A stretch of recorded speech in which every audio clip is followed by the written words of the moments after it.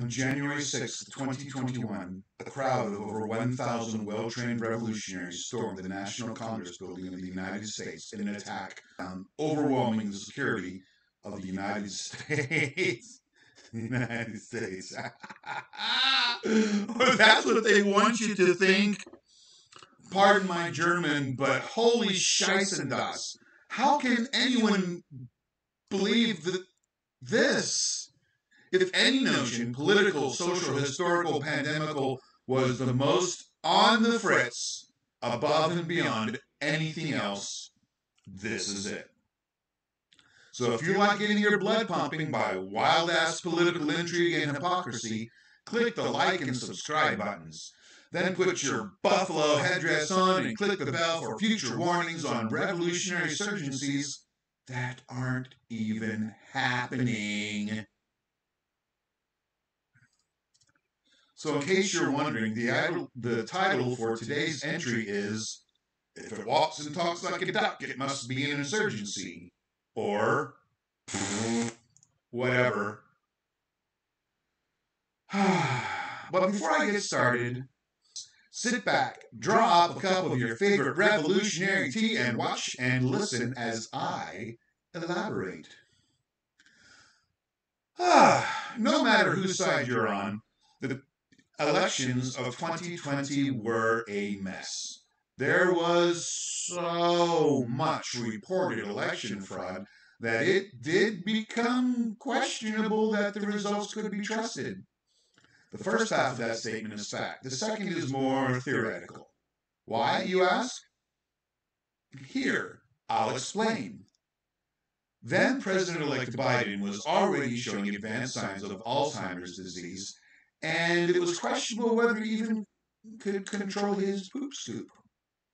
President Trump, on the other hand, who had/has a major problem in the oral diarrhea department, had nevertheless done massive good for the nation. Investigations were held. Investigations were blocked. But sadly, that is, for people who hated Trump so hatedly that they could not see the sickness of the man that they had voted for. They just wanted man with orange hair and bad tweets gone.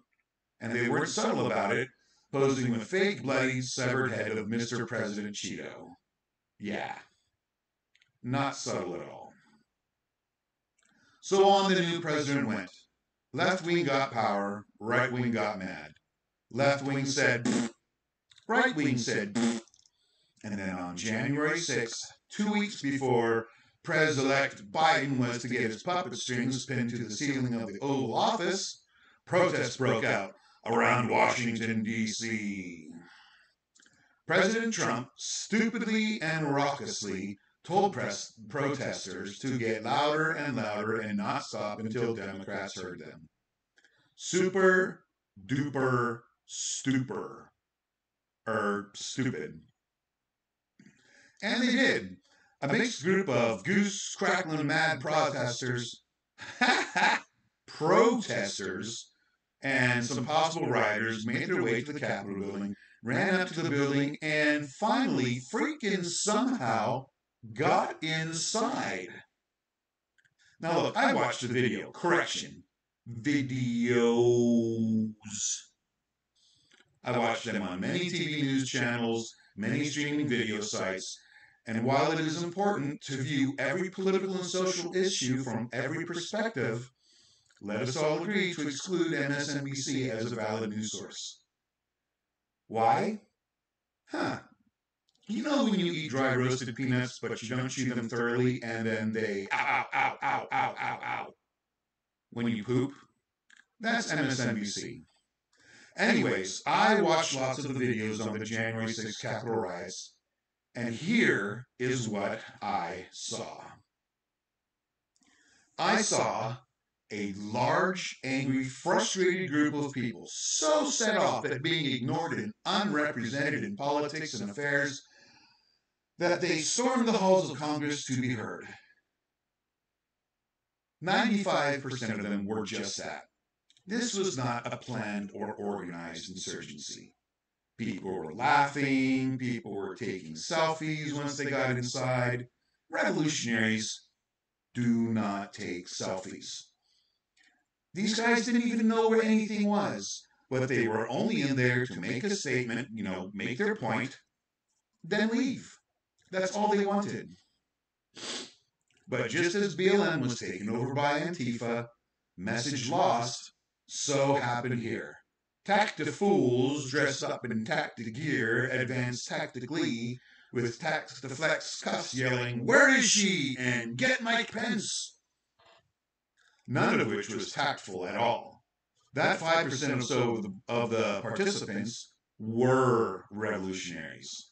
But not just any kind of revolutionary, stupid revolutionaries. They did not have a chance of invading one of the nation's highest security buildings, housing the most powerful security force, the Secret Service wait a minute. How did this happen? Where was security? I mean, I've been in the White House and I've seen the Congress building.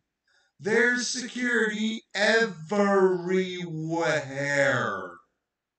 Yet tales abound of January 6th of one heroic policeman leading demonstrators this way, and only like 2 policemen at this door where they were overpowered. Where was everyone?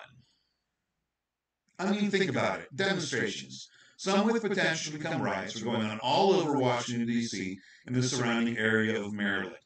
And this crowd just made their way into one of the most important buildings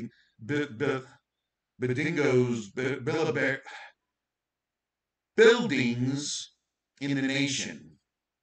How is that even possible? That's the kind of mistake that requires one of 2 things. 1, massive, wholesale, departmental, top to bottom, roof to floor, side to side, stupidity and idiocy. Or 2, it was allowed. Huh. Sounds all conspiracy theory, doesn't it? But then, after watching the Democratic Party mayor of Portland, Oregon, call back police and allow violent demonstrators to burn city police and federal law enforcement stations to the ground while attempting to murder both police officers and innocent passersby and call them peaceful, rightful protest, my suspicious theory belief horizon has gotten mucho más broader. Huh. So, was this January 6th event an all-out insurgency and an attempt to topple the U.S. government? No. If you want to see what an insurgency looks like, click the link below titled 25 years ago, the day the Russian White House was shelled. Tanks, troops, explosions, thousands fighting in the streets around government buildings. That's an insurgency. This thing in Washington, D.C. on January 6th was a demonstration of extreme frustration that went sideways, out of control, flippy-floppy, whirly, swirly, twirly. By calling it an insurgency, the government powers that be are just saying, we don't care what you're trying to say, we're branding you as bad guys and jailing you to shut up and warn any other free speakers against speaking against us. In conclusion, if you think I'm wrong, or if you think I'm right, you know what to do.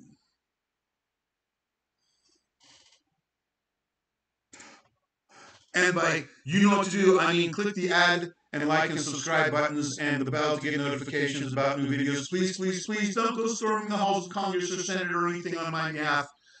That would be stupid. Whew! Ah, thank you. Now go be nice to each other and remember to feed the turtle.